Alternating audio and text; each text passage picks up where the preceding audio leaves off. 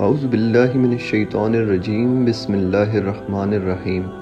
پیارے دوستو، دنیا کی تاریخ میں دو قومیں ایسی گزری ہیں جنہیں اللہ تعالیٰ نے بے پناہ طاقت اور بے پناہ قوت سے نوازا تھا، اور وہ قومیں تھیں قوم سمود اور قوم عاد۔ ان کی طاقت کا کوئی بھی مقابلہ نہیں کر سکتا تھا۔ یہ قوم دنیا کی لمبی ترین قوم تھی۔ ان کے جیسی قوم نہ پہلے آئی نہ بعد میں اللہ تبارک تعالیٰ نے ان کے جیسی کوئی قوم پیدا کی۔ پیارے دوستو، آج کی ویڈیو میں ہم قوم سمود کے بارے میں بات کریں گے، جو قوم عاد کے بعد آباد ہوئی۔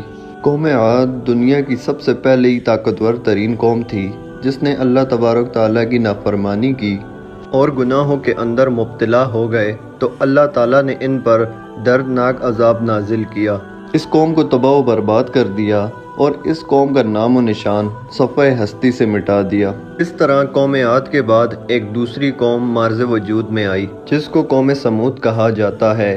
قوم سمود قوم عاد کی ہی نسل سے تھی اور یہ دنیا کی دوسری طاقتور ترین قوم تھی۔ قوم عاد کے بعد عاد کے چھوٹے بھائی سمود سے یہ قوم وجود میں آئی، جس کو قوم سمود کہا جاتا ہے۔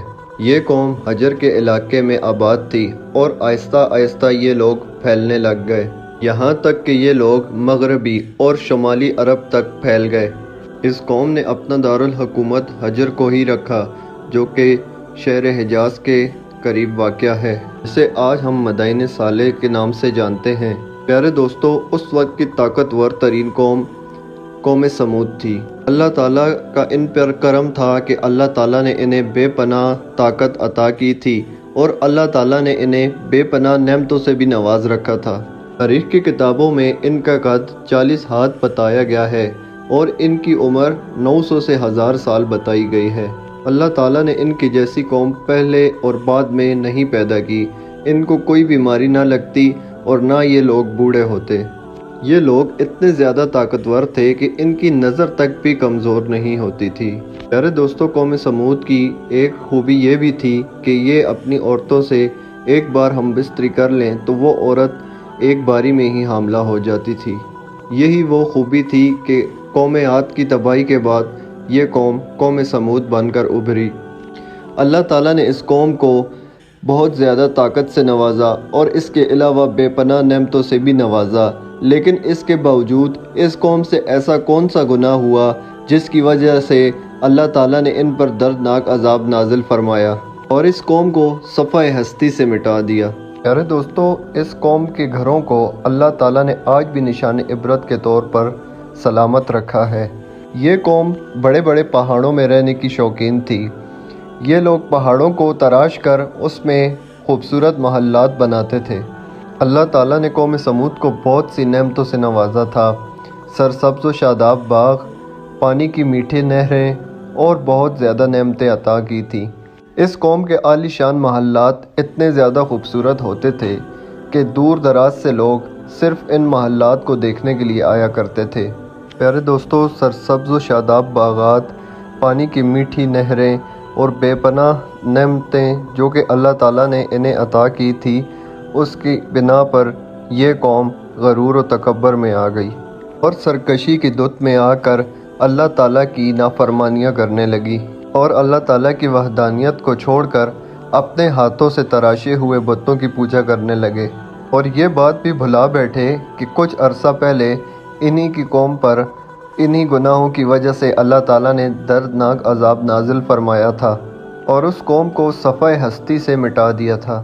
اس دنیا کی طاقتور اور بدبخت قوم پر اللہ تعالیٰ نے اپنے پیغمبر صالح علیہ السلام کو بھیجا تھا۔ چنانچہ حضرت صالح علیہ السلام نے اللہ تعالیٰ کے حکم پر اس قوم کو بت پرستی سے منع کیا اور اللہ تعالیٰ کی وحدانیت کی طرف بلایا اور ایک سچے خدا کی عبادت کرنے کا کہا۔ لیکن قوم کے سرداروں نے حضرت صالح علیہ السلام کو جھوٹا ثابت کرنے کے لیے ان سے معجزہ طلب کر لیا۔ اس قوم کے سردار حضرت صالح علیہ السلام سے کہنے لگے کہ آج تک جو بھی نبی آیا اپنے ساتھ کوئی نہ کوئی معجزہ لے کر آیا۔ اگر تم اللہ تعالیٰ کے سچے نبی ہو تو ہمیں کوئی نہ کوئی معجزہ دکھاؤ۔ تو حضرت صالح علیہ السلام نے فرمایا، تم لوگ کون سا معجزہ دیکھنے چاہتے ہو؟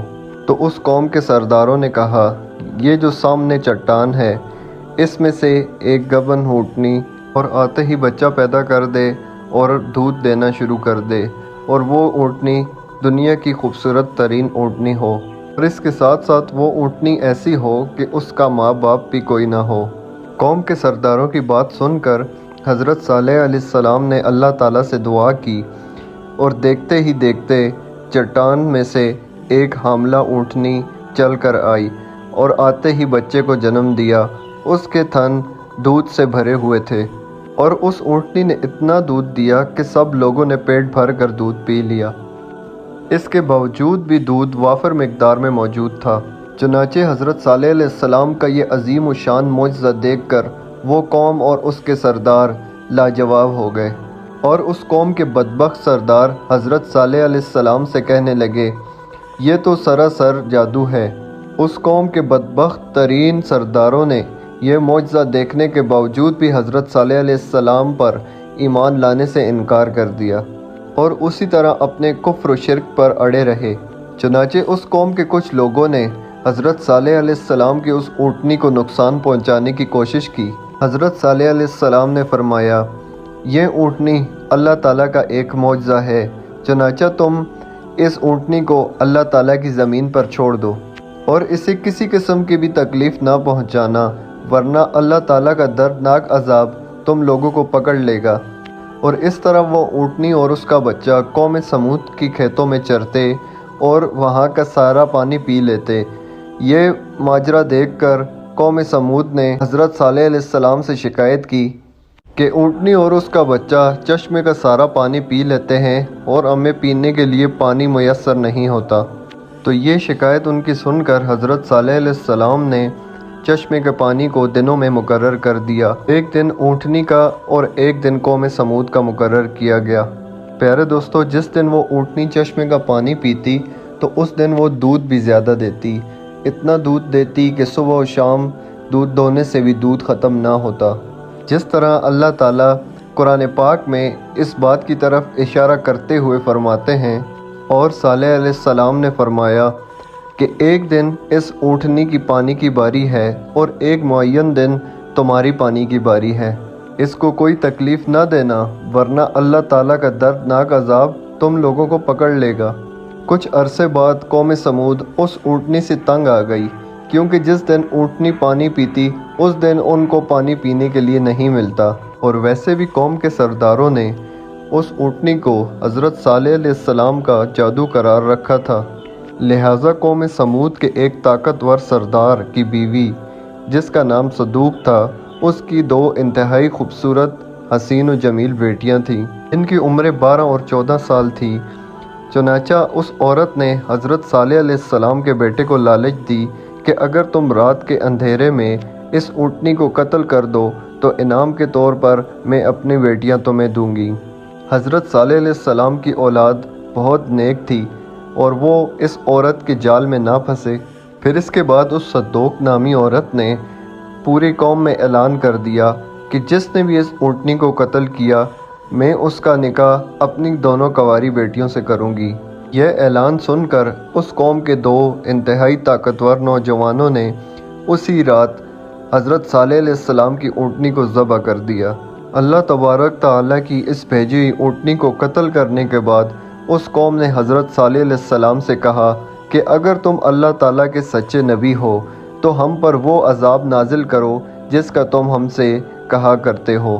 چنانچہ اس اونٹنی کو قتل کرنے کے بعد اس بدبخت قوم نے حضرت صالح علیہ السلام کو بھی قتل کرنے کا منصوبہ کیا، اور اللہ تبارک تعالیٰ قرآن پاک میں فرماتے ہیں کہ جس طرح انہوں نے اونٹنی کو قتل کر دیا، اللہ تبارک تعالیٰ کے حکم سے سرکشی کر دی اور کہا کہ جس عذاب سے تم ہمیں ڈراتے ہو، اگر تم اللہ تعالیٰ کے سچے نبی ہو تو ہم پر وہ عذاب نازل کرو۔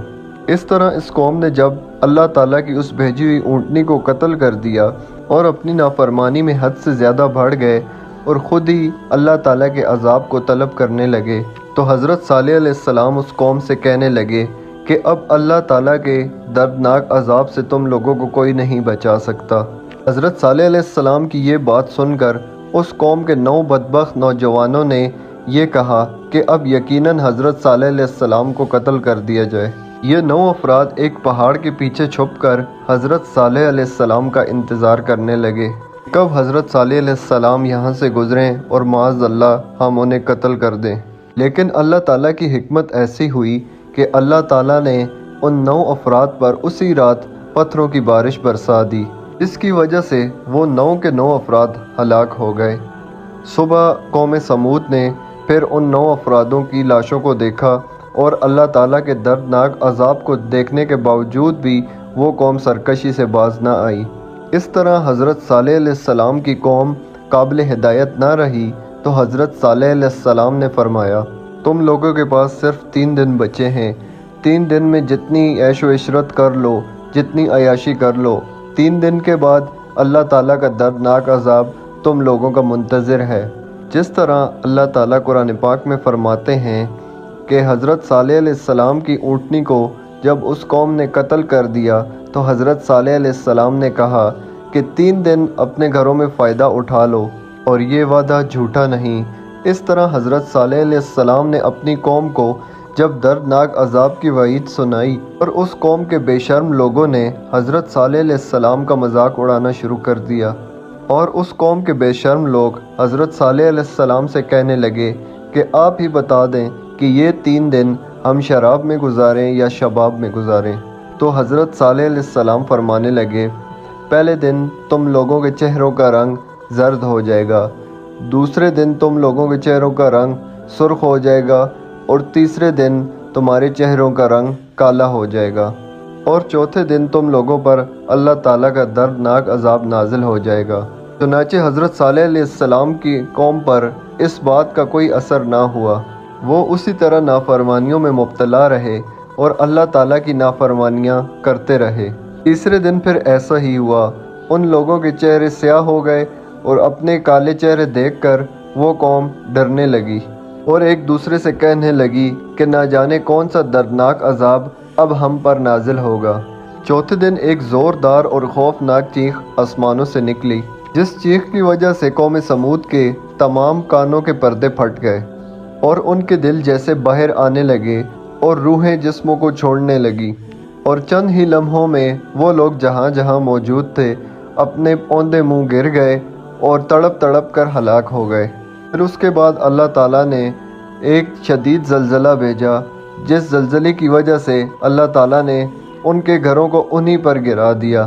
جس طرح اللہ تعالیٰ قرآن پاک میں فرماتے ہیں کہ جب ہمارا حکم آ گیا کہ ہم نے حضرت صالح علیہ السلام کو اور جو لوگ ان پر ایمان لائے تھے اپنی مہربانی سے بچا لیا اور اس دن کی رسوائی سے محفوظ رکھا، بے شک تمہارا پروردگار انتہائی طاقتور ہے۔ پیارے دوستو، قوم عاد کے بعد اللہ تعالیٰ نے قوم سمود پر بھی عذاب نازل کیا اور اس قوم کو صفحہ ہستی سے مٹا دیا۔